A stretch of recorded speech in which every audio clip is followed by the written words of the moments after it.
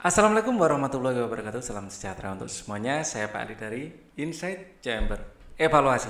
Sekarang ya, ini halaman berapa? Ini ada bagian yang belum saya bahas tadi ya. Maaf sebelumnya videonya kepotong tapi tidak banyak. Oke, 184 ya. Evaluasi untuk pembahasan yang lain ada di sini. Di sini mulai tema 1 sampai habis temanya nanti semua kita bahas. Link dari playlist ini ada di kolom deskripsi. Oke. Evaluasi nomor 1, apakah MEA Masyarakat Ekonomi ASEAN? Ini adalah bentuk ya, suatu bentuk kerjasama, suatu bentuk kerjasama, integrasi ekonomi negara-negara anggota ASEAN, anggota ASEAN dalam bentuk free trade atau pasar bebas, dalam bentuk pasar bebas. Tapi khusus untuk negara anggota ASEAN saja. Apa manfaat MEA bagi Indonesia dan negara ASEAN lainnya? Yang pertama ini manfaatnya adalah menumbuhkan kompetisi ya, atau membuka peluang ya, membuka peluang pasar yang semakin luas ya. Terus kemudian kompetisi ya akan menimbulkan, akan mendorong ya inovasi ya. Kompetisi ini akan mendorong inovasi ya. Jadi negara anggota ASEAN akan berlomba-lomba melakukan inovasi untuk memperbaiki produknya. Nah, kemudian kesempatan kerja yang lebih terbuka, kesempatan kerja atau peluang kerja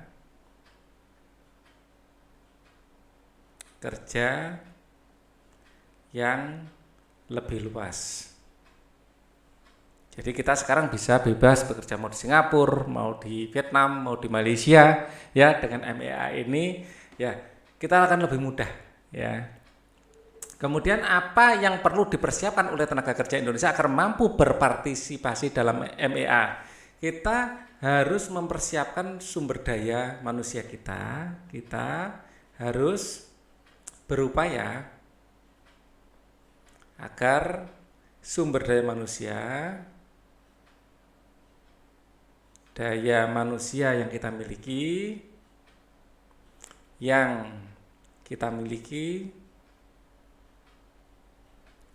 mampu bersaing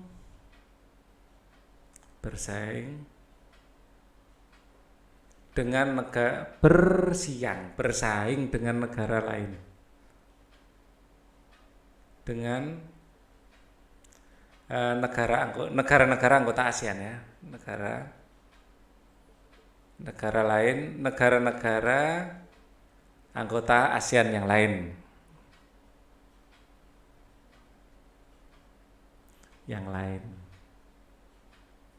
Karena kompetisi kita bukan hanya sama sesama orang Indonesia ya, tapi juga kita berkompetisi sama orang Malaysia, kita berkompetisi sama orang Filipina, Vietnam ya. Apa yang kamu ketahui tentang sifat-sifat magnet dan medan magnet ya? Sifat magnet yang pertama, bisa menarik benda magnetis, bisa menarik benda magnetis ya. Nomor 2, sifat-sifat magnet bisa menembus ya. Kalau ini medan magnet nanti ya, sifat magnet. Kalau ini sifat medan magnet ya, nanti akan kita definisikan sendiri mulai nomor 1. Sifat magnet bisa menarik benda magnetis, kemudian bisa dibuat ya, bisa dibuat dengan menggosok, kemudian induksi, dan dengan cara elektromagnetis, dengan cara listrik. Kalau sifat medan magnet, ya sifat medan magnet ini lebih terpusat pada kutub magnet. Pada kutub magnet. Oh ya, ada lagi ya sifat magnet. Ya, kutub senama tarik menarik, yang tidak senama tolak menolak. Kebalik. Tidak senama tarik menarik ya, kutub yang tidak senama tarik menarik, ya, yang senama tolak menolak, ya, atau bisa tambahkan juga ya di sini memiliki dua kutub, ya, kutub utara dan selatan. Oke.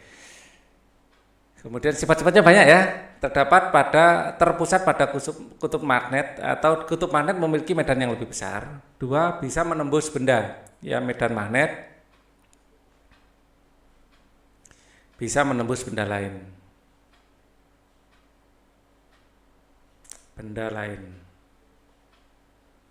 Wah, sifatnya banyak ternyata. Ya, sampai tempatnya yang enggak cukup. Sebutkan masing-masing 5 contoh benda magnetis dan benda non-magnetis. Contoh benda magnetis.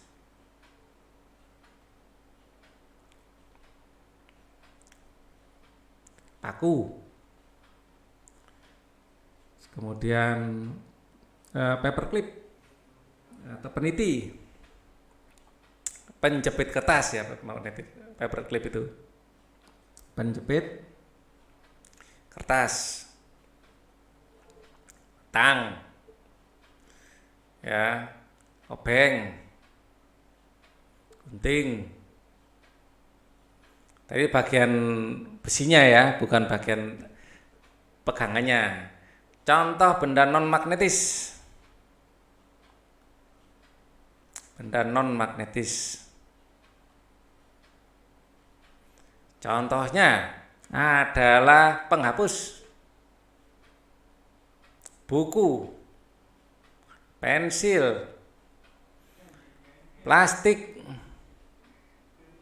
ya, apalagi sandal. Ya, sandal itu terbuat dari karet ya. Karet itu non magnetis. Ya, tembok itu juga non magnetis. Ya, apa di sini yang kita miliki di sini? Kabel luarnya ya, atau ember plastik. Ya, yang magnetis ya banyak di sini ya. Di sekitar sini ada sendok, termasuk magnetis ya. Sendok dan lain-lain. Kita sebutkan 3 cara membuat magnet. Wah, sudah tadi ya. Cara yang pertama adalah dengan cara digosok searah. Yang kedua dengan cara induksi. Nomor 3 dengan elektromagnetis, dengan lilitan kawat yang dialiri listrik, dengan lilitan kawat yang dialiri listrik. Ya, ini dengan cara elektromagnetik. Tulisannya kok jelek, nanti Pak Ali dimarahi. Elektromagnetik. Nah, oke. Wah, ini casnya sudah mau habis. Cas dulu.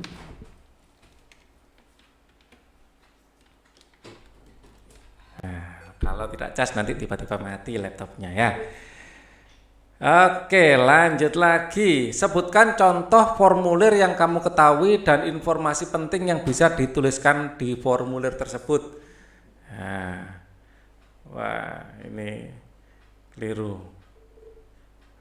Oke. Sebutkan contoh formulir yang kamu ketahui dan informasi penting yang bisa dituliskan di formulir tersebut. Contoh-contoh ya. Contohnya adalah formulir pengiriman. Untuk formulir pengiriman, data diri yang terdiri dari nama, alamat, kemudian alamat lengkap ya, ada kode pos, nomor HP, atau nomor telepon yang bisa dihubungi. Ini penting. Kok no-nya sudah, nomor telepon.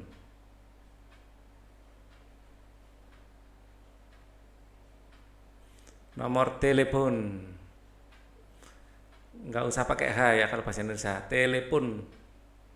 Nah, nomor telepon. Nah, kemudian ada formulir ujian, data diri,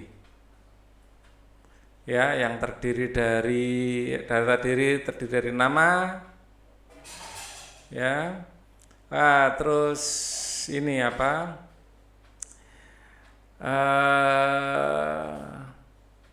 Ini data diri baik pengirim maupun penerima ya, pengirim atau penerima.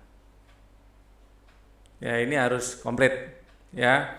Terus ini data diri nama, kelas, ya, nomor absen atau nomor induk biasanya, nomor ujian. Nah, kemudian mata pelajaran. Ya, keduanya perlu dikasih tanda tangan di akhirnya, di akhir ya. Nama, kelas, nomor induk, nomor ujian, mata pelajaran ini yang selalu ada di formulir sebelum kita melakukan ujian. Oke.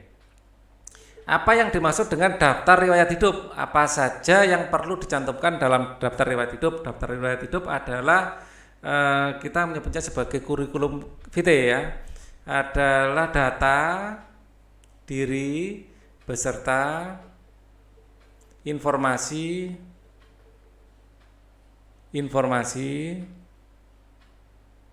ya sesuai dengan kebutuhan, dengan maksud ya daftar riwayat hidup itu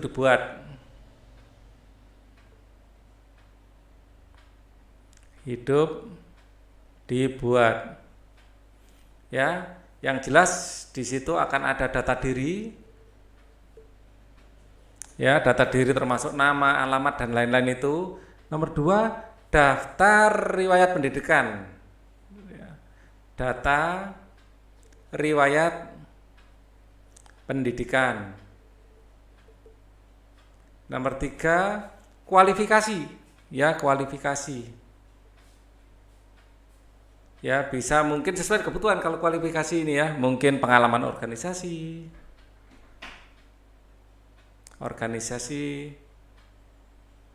ya, kemudian mungkin apa ya, prestasi ya. Yang keempat, ini perlu dilampirkan biasanya kursus atau pendidikan lain yang pernah diikuti, kursus atau sertifikat yang pernah diikuti ya, yang pernah diikuti. Mungkin mempunyai sertifikat atau ijazah ya, kursus bahasa Mandarin atau bahasa Jepang atau kursus tentang coding ya, kursus tentang macam-macam ya, memasak mungkin ya, itu dimasukkan di kurikulum vitae. Biasanya ya, yang paling sering kurikulum vitae ini digunakan atau daftar riwayat hidup ya, digunakan untuk melamar kerja biasanya. Ya, kita harus menunjukkan kualitas kita pada yang ngetes ya. Bagaimana kamu menghargai keberagaman usaha ekonomi yang ada di sekitarmu dengan kita menghargai profesi ya. Kita menghargai ya semua profesi yang ada di sekitar kita, ya, yang ada di sekitar kita, ya. Nah, kemudian kita membeli produk yang dijual sesuai dengan kebutuhan, membeli produk yang mereka tawarkan, tapi ya sesuai dengan kebutuhan juga, ya, sesuai dengan kebutuhan. Kalau nggak butuh ya nggak usah beli, ya. Kita misalnya ditawari ya kita menolak dengan sopan. Apa manfaat keberagaman ekonomi bagimu dan keluargamu? Memudahkan hidup, ya, memudahkan pemenuhan kebutuhan hidup.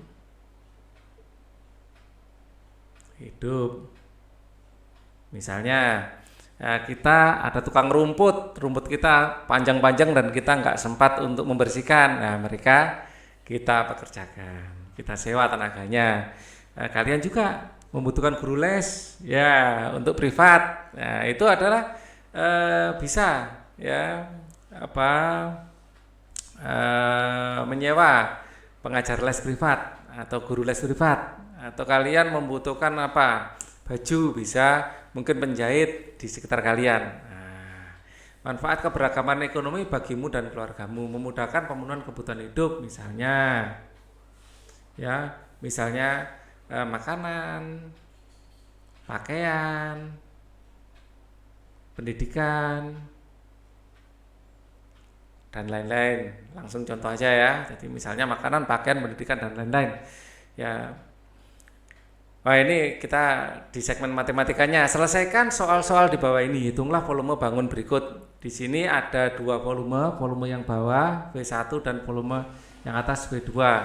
Di sini adalah panjang 1, lebar 1, dan tinggi 1. Di sini adalah panjang 2, lebar 2-nya ini, lebar 2, dan ini tinggi 2. Maka volume 1, volume adalah panjang kali lebar kali tinggi. Volume 1 ya panjang 1 berapa? 16. Dikali volume 1 lebar 1 berapa? 8. Kali tinggi 1 berapa? 5. Nah, kita gunakan kalkulator biar cepat prosesnya, ya. 16 kali 8 kali 5. Ya, 16 kali 8 kali 5 640. Ya, terus volume 2 panjang kali lebar kali tinggi, tapi yang kedua panjangnya 8, lebarnya 8 juga ini, ya. Ya, panjangnya ini sama, ya. Lebarnya ini 8, tingginya 8. Ya, 8 kali 8 kali 8, nah, adalah sama dengan 8/3, ya. Atau 8 kali 8 kali 8 enggak apa-apa. Sama dengan berapa? 512. Kalau kita tambahkan dapat 2, 5.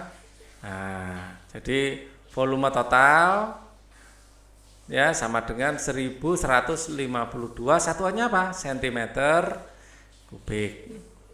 Untuk yang kedua, volumenya berapa ini? Kita bagi menjadi 2 bagian. Ya, bagian yang pertama adalah volume 1, bagian yang kedua adalah volume 2. Volume 1, ya, ini adalah balok panjang kali lebar kali tinggi. Panjangnya adalah 6, lebarnya adalah 10, dan tingginya adalah 0,5. Maka volume 1 sama dengan panjangnya adalah 6 kali lebarnya adalah 10 kali tingginya adalah 0,5. Ya, 6 kali 5 adalah 30, ya. 30. Ya, 6 kali 5 itu 30. Oke. Sekarang volume 2. Volume 2 adalah trapesium, ya. Adalah luas alas kali tinggi. Luas alasnya adalah luas alas segitiga, ya. Volume adalah luas alas kali tinggi, jadi luas segitiga setengah alas kali tinggi trapesiumnya, ya.